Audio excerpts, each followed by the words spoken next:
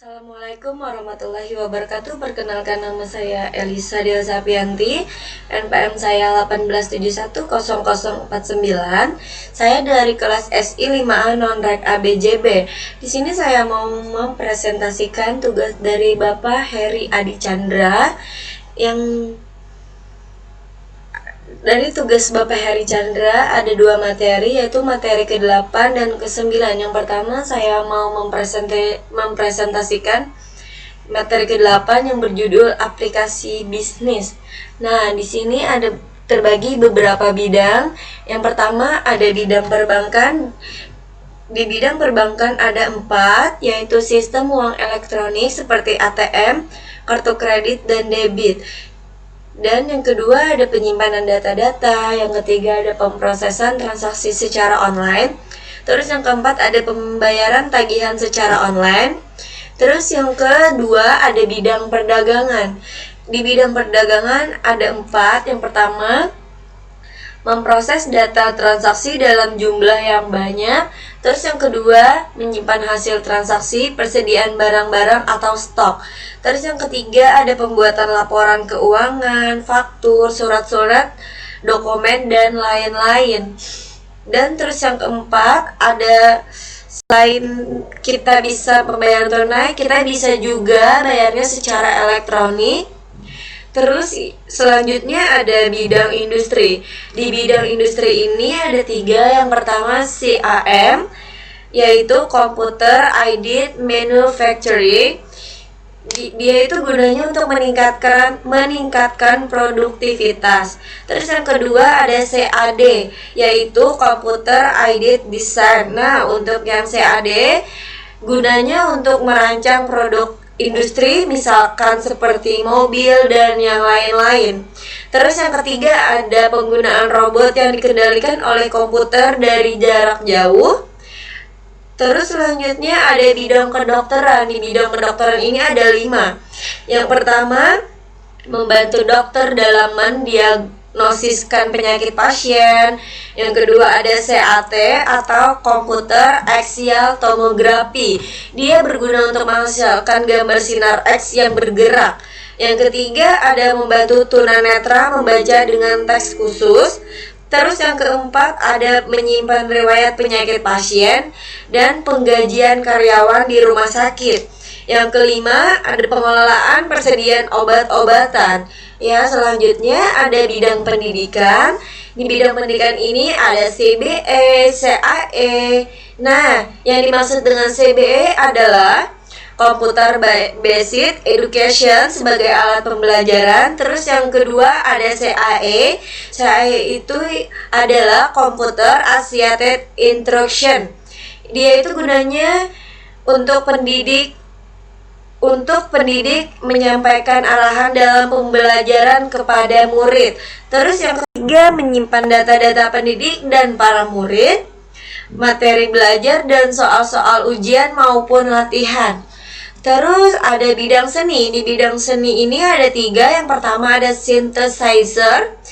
Itu digunakan untuk bunyi alat musik seperti bunyi gitar dan piano. Ada juga untuk proses penciptaan lagu, ada di bidang seni ini. Yang ketiga, untuk menghasilkan animasi dalam film-film kartun seperti special effect. Terus selanjutnya ada bidang penelitian sains. Di bidang penelitian sains, penyelidikan tenaga nuklir dan pemrosesan data bisa dilakukan di bidang sains ya. Terus yang kedua ada penelitian ruang angkasa. Yang ketiga ada ramalan cuaca seperti pengambilan gambar awan. Seterusnya ada bidang rekreasi. Di bidang rekreasi terdapat sumber alat rekreasi seperti games online. Games yang digunakan anak-anak zaman sekarang seperti PUBG, Mobile Legends, Free Fire, nah dan lain-lain. Seperti itu contohnya teman-teman. Terus selanjutnya ada roller coaster yang dikendalikan oleh komputer. Terus ada bidang hankam. Di bidang hankam ini ada 2. Yang pertama kapal perang dan kapal terbang. Dipasang peralatan komputer untuk membantu navigasi atau serangan yang lebih tepat. Terus yang kedua ada untuk simulasi perang atau terbang. Yang selanjutnya ada bidang komunikasi. Di bidang komunikasi itu terdapat telekomunikasi, yaitu teleconference, ada email, voicemail, dan yang lain-lain. Ada juga modem sebagai alat sarana komunikasi antar komputer dengan internet. Selanjutnya ada isu sosial. Di isu sosial ini terbagi dari dampak positif dan negatif. Di sini saya mau kasih tahu saya mau memberitahu dampak positif dan negatifnya. Yang pertama ada dampak positif dulu. Yang pertama ada komunikasi yang lebih baik. Terus yang kedua ada transportasi data yang cepat dan aman. Terus yang ketiga, pekerjaan selesai lebih cepat dan akurat. Terus yang keempat, ada efisiensi tenaga kerja. Nah, selanjutnya ada negatif dari isu sosial. Yang pertama, ada manusia tergantung dengan komputer. Terus yang kedua, kehilangan pekerjaan karena komputer lebih cepat dan lebih teliti. Terus yang ketiga, ada hacker yang merusak data-data dalam komputer walaupun sudah di-password. Oke, selanjutnya saya akan mau mempresentasikan materi ke-9, yaitu artikel ilmiah mahasiswa dari Nizar Faisal Hakim, Aliyadi, dan Gulam Asrofi Bontoro yang berjudul Perancangan Aplikasi Promosi dan Pencarian Usaha Mikro Kecil dan Menengah di Ponorogo berbasis Android.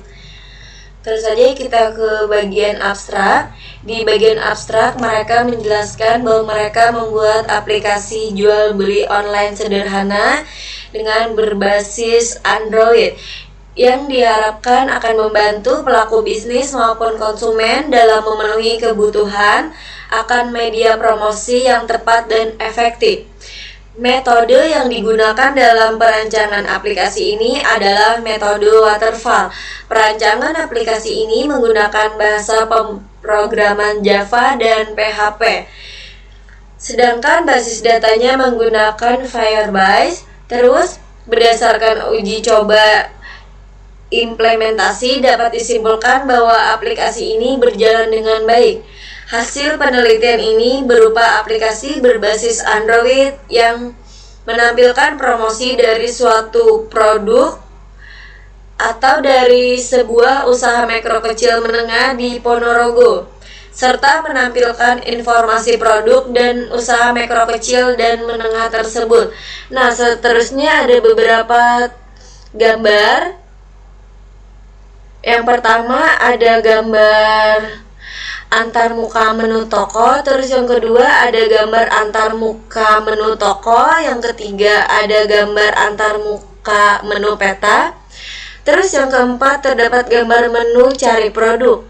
Selanjutnya ada gambar kelima yang menunjukkan halaman login pemilik usaha. Seterusnya ada gambar halaman manajemen toko dan antarmuka menu samping. Dan yang ke-8 terdapat gambar halaman produk usaha. Yang ke-9 terdapat halaman manajemen promosi. Nah, itu saja yang dapat saya sampaikan. Mohon maaf apabila ada salah kata. Terima kasih. Wassalamualaikum warahmatullahi wabarakatuh.